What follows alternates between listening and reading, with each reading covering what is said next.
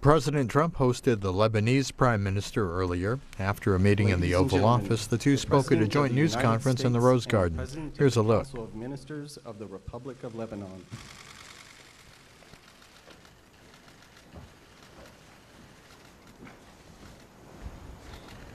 Thank you very much. Please.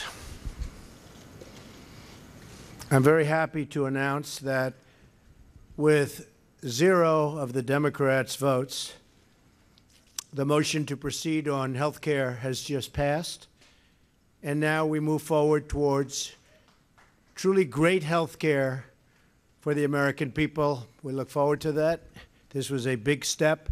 I want to thank Senator John McCain, very brave man. He made a tough trip to get here and vote, so we want to thank Senator McCain and all of the Republicans. We passed it without one Democrat vote, and that's a shame, but that's the way it is, and it's very unfortunate. But I want to congratulate American people because we're going to give you great health care, and we're going to get rid of Obamacare, which should have been, frankly, terminated long ago. It's been a disaster for the American people. Thank you very much. Good afternoon, and thank you all for being here. It is my honor to welcome Prime Minister Saad al-Hariri of Lebanon to the White House. The Prime Minister and I have just concluded an extensive conversation about the challenges and opportunities facing Lebanon and its neighbors. Lebanon is on the front lines in the fight against ISIS, al-Qaeda, and Hezbollah. The Lebanese people of all faiths are working together to keep their and you know this, and we've been discussing this at great length, their country safe and prosperous. They love their country, and they're going to keep it safe and prosperous. Mr. Prime Minister, I want to commend you and your people for standing up for humanity in a very troubled part of the world. The ties between our two countries stretch back more than a century. Long, long relationships. In 1866, American missionaries founded the American University of Beirut. Now, more than 150 years later, and with ongoing American support, this university continues to educate generations of leaders in the region. Today, our two countries seek to strengthen our relationship in many ways, including the pursuit of stability, mutual prosperity, and peace. What the Lebanese armed forces have accomplished in recent years is very impressive. In 2014, when ISIS tried to invade northern Lebanon, the Lebanese army beat them back. Since that time, the Lebanese army has been fighting continually to guard Lebanon's border and prevent ISIS and other terrorists, of which there are many, from gaining a foothold inside their country. The United States military has been proud to help in that fight and will continue to do so. America's assistance can help ensure that the Lebanese army is the only defender Lebanon needs. It's a very effective fighting force. Threats to the Lebanese people come from inside as well. Hezbollah is a menace to the Lebanese state, the Lebanese people, and the entire region. The group continues to increase its military arsenal, which threatens to start yet another conflict with Israel, constantly fighting them back. With the support of Iran, the organization is also fueling humanitarian catastrophe in Syria. Hezbollah likes to portray itself as a defender of Lebanese interests, but it's very clear that its true interests are those of itself and its sponsor, Iran. I have repeatedly emphasized that Syria's neighbors in the Middle East must take responsibility for helping Syrian refugees until they can return home and rebuild their country. The Lebanese people have led the way, accepting more Syrian refugees per capita than any other nation It's not even close.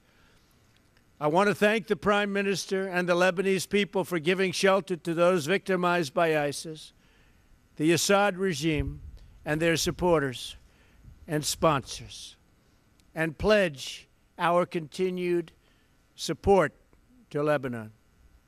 Since the start of the Syrian crisis, the United States has helped Lebanon support Syrian refugees with clean water, food, shelter, and health care.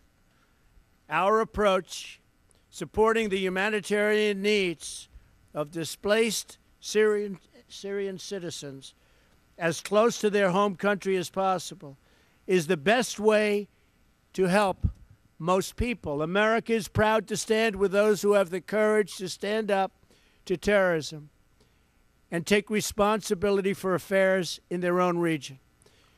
The reliance and resilience of the Lebanese people in the face of war and terror is extraordinary. We honor the citizens of Lebanon who are working to secure a future of peace, stability, and prosperity for their children. Mr. Prime Minister, I'm grateful that you're here today. It's a big day in our country because of the vote that you just heard about. We stood and watched the results on television before coming out, and you found it very interesting, I hope. Yes, I did. And very important. I look forward to working with you to strengthen our partnership and the enduring friendship between the American and Lebanese peoples. Thank you very much, Mr. Prime Minister. Thank you. Good afternoon.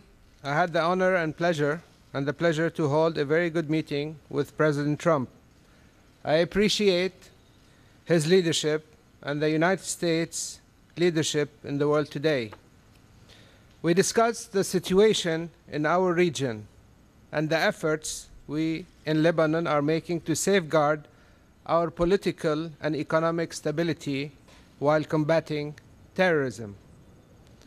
I thank President Trump for his support to our army and security agencies, as well as his support to UNIFIL maintaining peace and stability along our southern border, where our government is committed to the United Nations Security Council Resolution 1701, as well as all resolutions.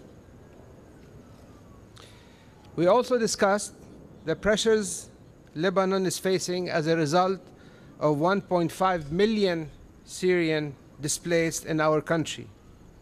I outlined to President Trump my government vision for dealing with this crisis with the support of the international community. We also discussed economic prospects in Lebanon and our government's effort to jumpstart inclusive economic growth with a particular emphasis on job creation. I thank President Trump and the United States of America for their support to the Lebanese people, striving to keep their country a model of moderation, dialogue, coexistence, and democratic governance in our region. Thank you. Thank you very much.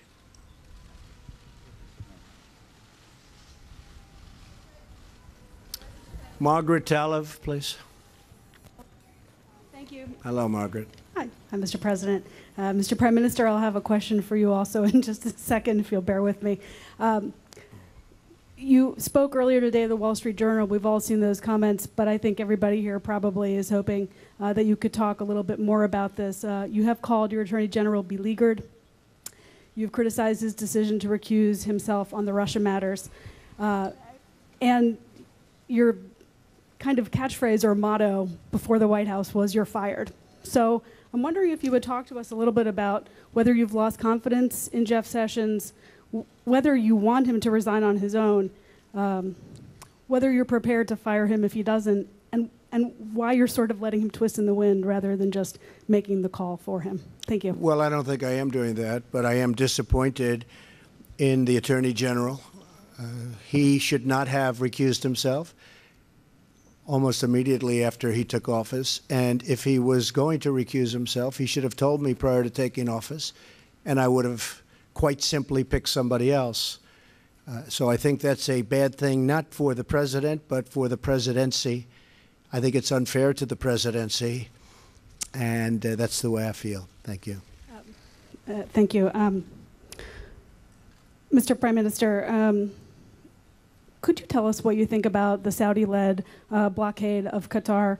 This is something that has been of great concern to the U.S. also in terms of resolving. Do you think that Qatar is doing enough on terror? And if so, would you like to see President Trump increase the pressure on the Saudi coalition to ease its blockade? And Mr. President, if you would give us any more of your thinking on going forward the path with Attorney General Sessions and maybe your timeline for making a decision, that would be great. Thank you. You don't give up. That's okay. Thank you. I think there is an effort by the Kuwaitis. They're leading this effort. I think they made some progress. We believe that dialogue is the best way in improving this relationship between Saudi Arabia and Qatar. I believe that maybe the United States also could help in this in solving this issue in the Gulf. Denise. I have one question for the President and also for Prime Minister. Congress introduced additional sanctions against Hezbollah last week. What is your position towards these sanctions and on the role of Hezbollah is playing in the region and Syria? I'll be making my position very clear over the next 24 hours. We're going to see what is exactly taking place. I have meetings with some of my very expert military representatives and others, so I'll be making that decision very shortly. Okay?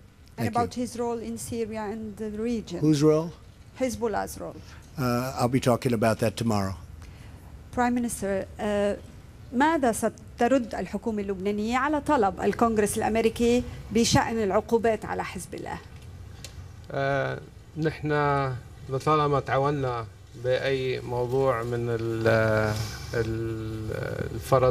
الفرض علينا عقوبات أو على البنوك اللبنانية وتعاون بين المصرف لبنان وهذه العقوبات، نحن حنستكمل يعني هذه التعاون.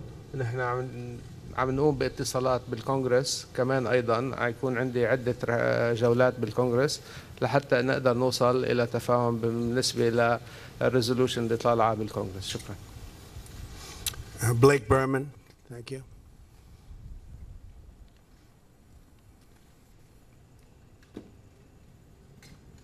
Hello, Blake. President Trump, hello, thank you. Indulge us here for a second, just to pick up where Margaret. The American people, I think, would like to know, do you feel that the Attorney General should indeed stay, should he resign?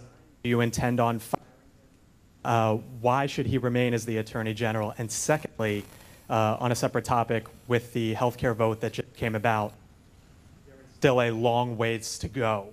At what point do you feel that Republicans, if they can't get something done, should just say, you know what, we gave it a go, let's move on to tax reform instead? Thank you. I want the Attorney General to be much tougher on the leaks from intelligence agencies, which are leaking like rarely have they ever leaked before at a very important level. These are intelligence agencies. We cannot have that happen. You know many of my views in addition to that, but I think that's one of the very important things that they have to get on with. I told you before, I'm very disappointed with the Attorney General, but we will see what happens. Time will tell. Time will tell. On health care, I'm extremely happy that we got this vote. This is, they say, if you look historically, this is the tough vote to get. Now we're all going to sit together and we're going to try and come up with something that's really spectacular. We have a lot of options and a lot of great options. And the Republican senators really went out there. It's not easy when you have 52 senators and you have a block of 48 voting against you. No matter what it is, no matter how good it sounds, it's very hard to get the kind of numbers that we got. We ended up with 51 votes, 51 to whatever. I don't know what it is. Yeah, 51 to 50. So we had two Republicans that went against us, which is very sad, I think. It's very, very sad for them. But I'm very, very happy with the result. I believe now we will, over the next week or two, come up with a plan that's going to be really, really wonderful for the American people. Obamacare is a disaster. It's failing in every front. It's too expensive. It gives horrible coverage. It was gotten by a lie 28 times. It was a lie. You can keep your doctor. You can keep your plan, all lies. And the people are sick of it. And we're going to come up with a great health care that satisfies the needs of the people that we serve, which is the people of the United States. I will say, and I said it right at the beginning, health care is always difficult because you have to weed a very, very narrow path, like a quarter of an inch wide, right down the middle. And if you go a little bit too far right, you lose 3 people on the left. And if you go a little bit too far left, you lose 5 people on the right. It is a very, very complex and difficult task. But it's something I actually know quite a bit about. I want to just thank some of the Republican senators who were really fantastic in getting us here, particularly John McCain for making the trip. But I think you're going to have a great health care. This is the beginning of the end for the disaster known as Obamacare. Thank you very much. And, Mr. President. Saad. Mr. President, how can the United States help Lebanon cope with the massive number of refugees, of Syrian refugees? And is there a way you can help facilitate the refugees' return to their home country? Well, we are helping. And one of the things that we have made tremendous strides at is getting rid of ISIS. We have generals that don't like to talk, they like to do. And we were with General Mattis last night, and the success they've had against ISIS is extraordinary. We've made more progress in the last 4 or 5 months than previous, really, I could say the previous administration made in 8 years. And then we have to see what we have to see. But I will tell you, ISIS in Syria, ISIS in Iraq, ISIS in other locations, we have made tremendous strides. Our military is an incredible fighting force. And as you know, I let the commanders on the ground do what they had to do. Before, they used to have to call in this beautiful house and speak to people that didn't know what was happening, where they were, what locations, practically probably never heard of the countries they were talking about or the towns. I let the generals do what they had to do. And we have made tremendous plans. We were discussing it just before. We have made tremendous gains with respect to ISIS in Syria, Iraq, and other places. Thank you. Thank you. Dr. Rais. Assad? I'm not a fan of Assad, okay? He will tell you that because we hit 58 out of 58. Or you could even say 59 out of 59 when we launched the Tomahawk missiles. No, I am not a fan of Assad. I certainly think that what he's done to that country and to humanity is horrible. So I have been saying that for a long time. I am not somebody that will stand by and let him get away with what he tried to do. And he did it a number of times when President Obama drew the red line in the sand. And then he should have crossed that red line because some horrible acts against humanity took place, including gas and the killing through gases. That was a bad day for this country. And I'd go a step further that had President Obama gone across that line and done what he should have done, I don't believe you'd have Russia, and I don't believe you'd have Iran to anywhere near the extent, and maybe not at all, in Syria today. Okay? Thank you very much. دولة الرئيس السؤال لك كمان حكي كثير عن خفض الميزانية ميزانية الدعم الأمريكية للبنان بعد اللقاءات اللي عملتوها هل أنتم مطمئنين لاستمرار هذا الدعم خصوصي للجيش اللبناني؟ نحن مطمئنين إن شاء الله وكان في حوار واضح وصريح مع فخامة الرئيس وإن شاء الله الدعم للجيش اللبناني حيكمل مثل ما كان بإذن الله. حيكون دعم مثل الدعم السابق اللي كان يجي على لبنان للجيش اللبناني وللقوى الأمنية. وإن شاء الله يعني هيدا شيء الجيش والجيش الأمريكاني والجيش اللبناني هن اللي بيقرروا بنوع الأسلحة ونوع التدريبات اللي هن بحاجة لهم. شكرا. Thank you very much, everybody. Appreciate it. Thank you. Thank you so much. Mr. Prime Minister, thank you.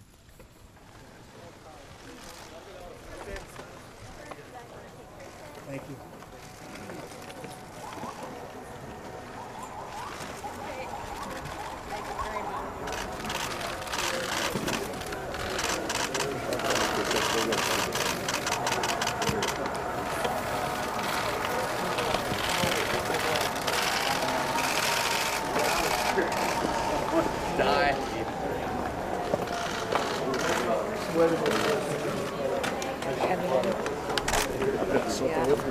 We stayed a long time.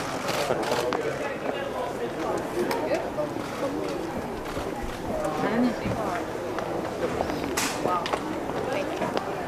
It's very nice.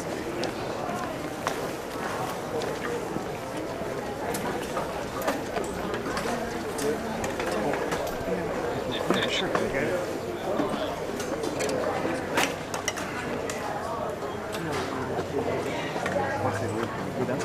Yeah.